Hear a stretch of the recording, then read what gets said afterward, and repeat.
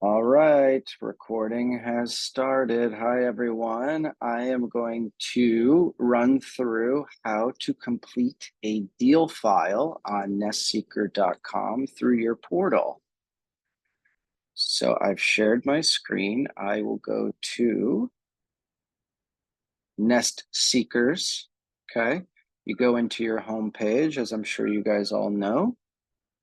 You have all of your different categories on the left.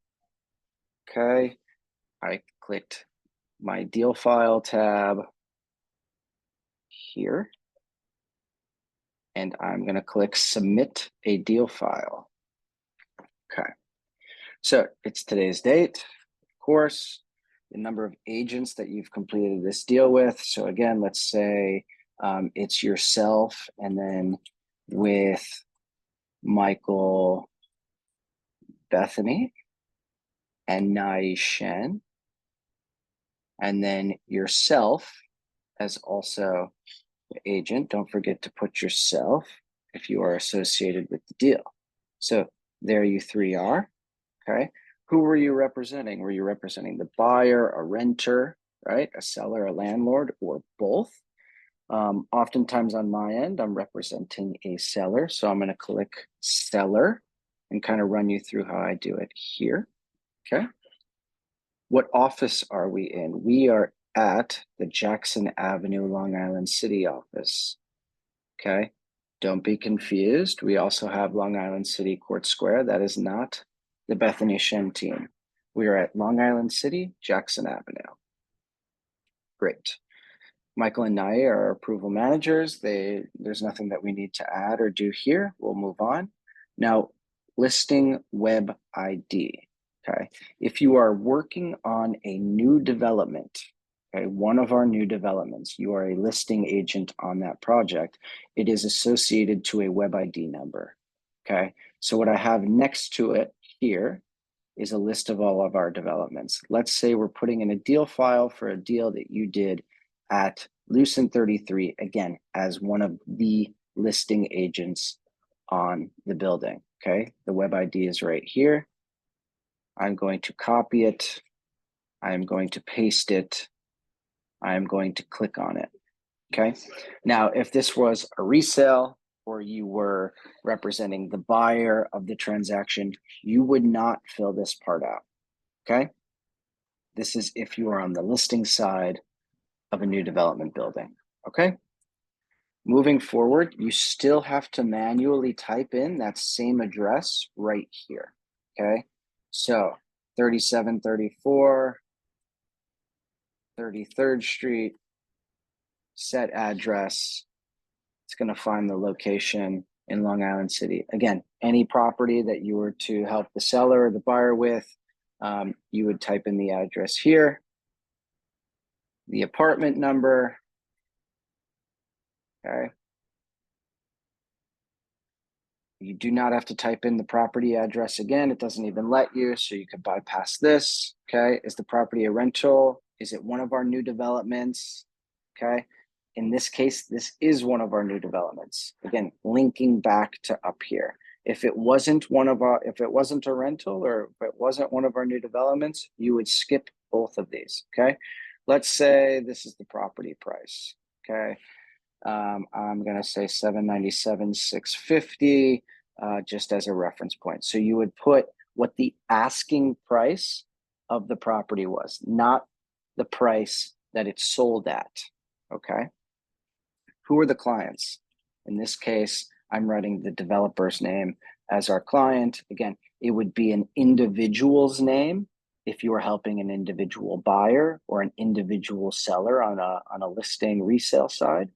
But if it's a developer, you could also put their name, okay? What was the closed amount? This is, again, not necessarily the property price, but let's say that you did close or transact at the full ask price. So maybe there were concessions on the back end. You're not listing those here. You don't need to do that. You just need to, again, what was the asking property price and what did it actually sell at, okay?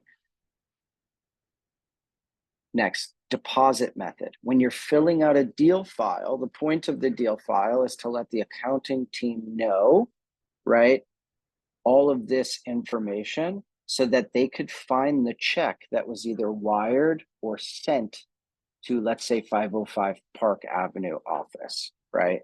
And so in this case, let's say after this property closed and the attorneys sent the wire, they sent the wire to 505 Park Avenue. The accountants want to link the deal file to the check that they received to make sure that everything is accurate, okay? So we received this by wire. If we received it by wire, we don't have to say that we deposited it.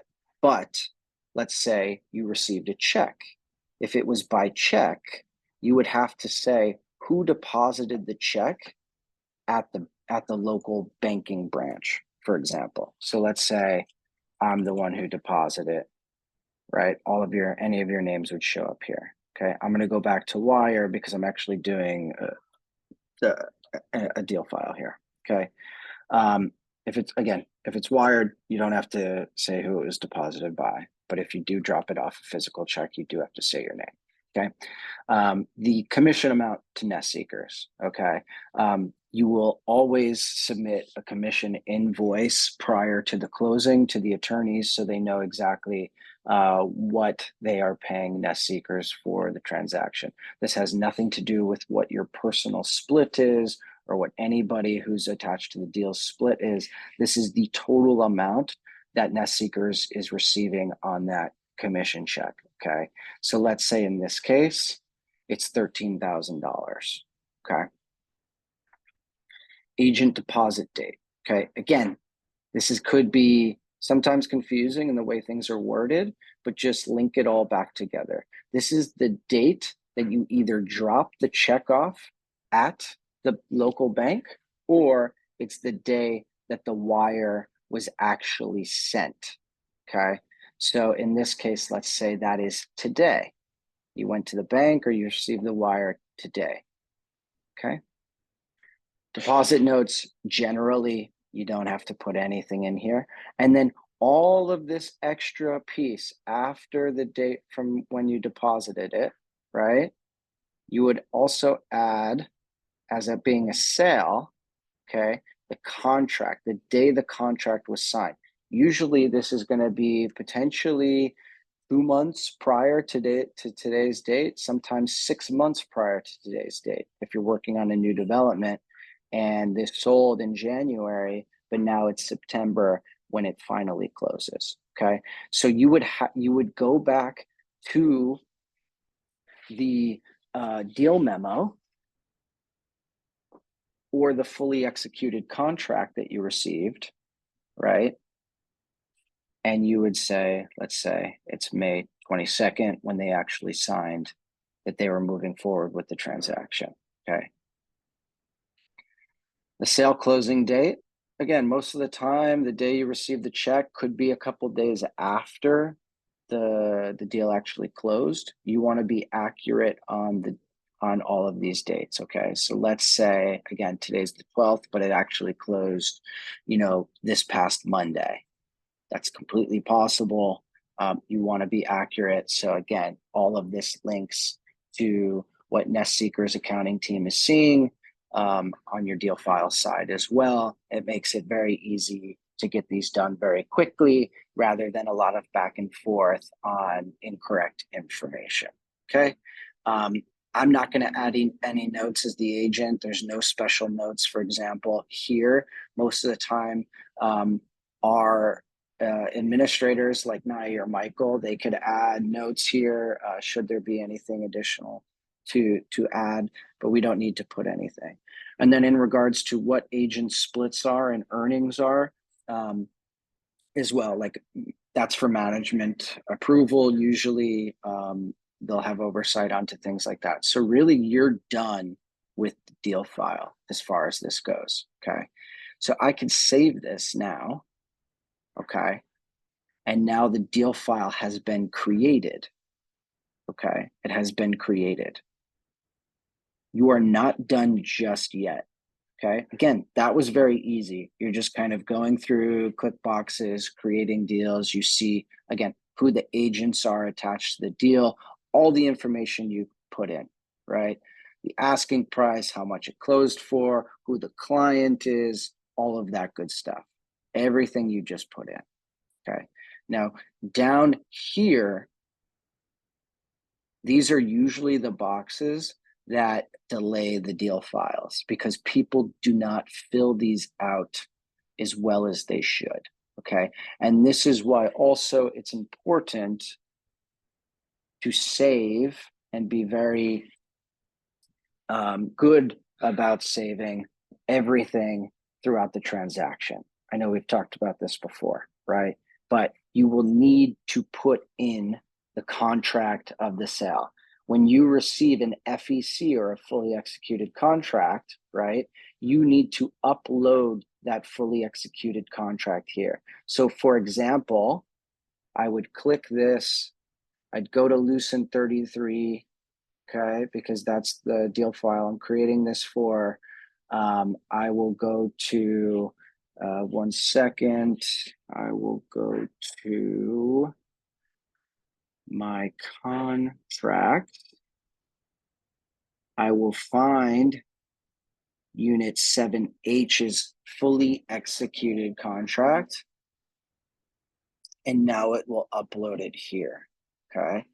I will also go to the check or wire confirmation, okay? So for example, maybe I've saved that again on my desktop or correctly in its folder, and I will actually put the invoice or the wire or the check confirmation. If you do submit a check to the bank, you need to take photos of the check front and back and get a receipt, again, so that the accounting team sees this and knows that the number you're asking for to receive in commission matches what the wire that they received is, okay? So you would add that here. So far we've done contract of sale, added, wire confirmation, you would add it here, okay?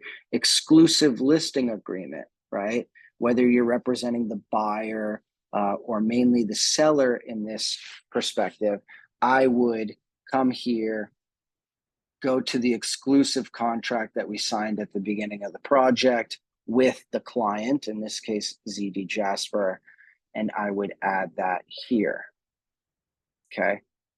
If you are working with a seller on a single property, you would also have an agreement, an exclusive agreement with them that you would add here, okay?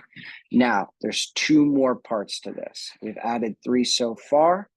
We are also gonna add our agency disclosure form, and we are gonna add the fair housing and anti-discrimination form. Even though this is the only one that says it's required, the agency disclosure form is also required, okay? You would have needed to have the client fill this out around the same time that they are filling out a contract or signing their contract, okay? You wanna do that much prior to when you're doing the deal file, because if you don't have this from the buyer or seller that you were working with, you are going to have to go ask them and follow up for them to send this, and that could delay your deal file, okay? So in this case, let's just use a example of my disclosure form. This is a random unit, but you get the point. You would do the same thing for your fair housing agreements, okay? And so now this is all updated.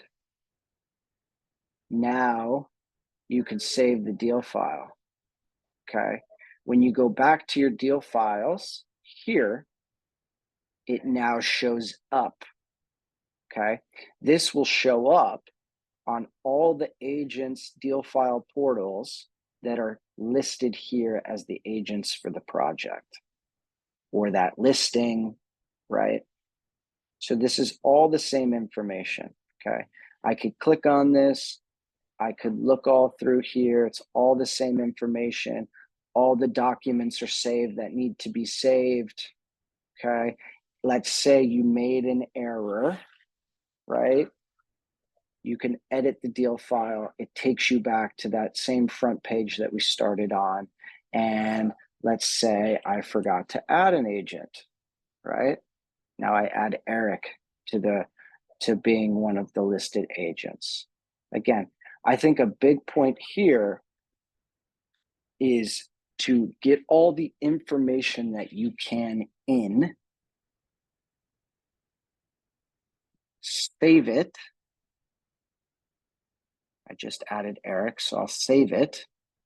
It will take you back to the internal portal page. You want to add all of your documents. Okay, it's 5 different documents: exclusive agreement, agency disclosure form, contract of sale, the wire confirmation or the check confirmation, again, attached, and the fair housing form as well. You need all 5 of those documents or your deal file will get kicked back. If your deal file gets kicked back, they just go on to the next one and they might forget about yours, or it just takes a little bit extra time. Okay. So here it is, back to my deal file. The deal file is in. All right.